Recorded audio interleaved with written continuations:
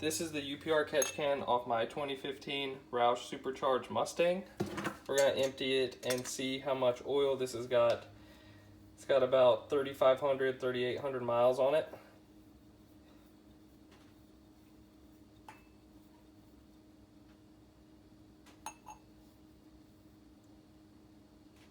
I should reword that.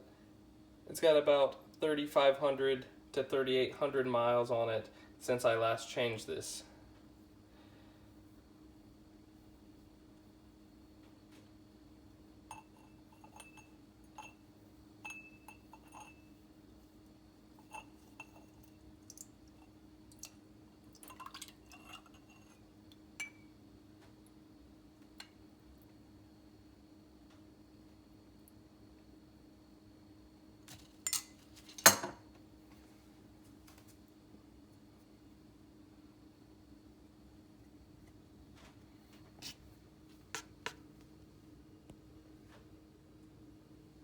That's a little over 5 ounces of fluid that came out of it.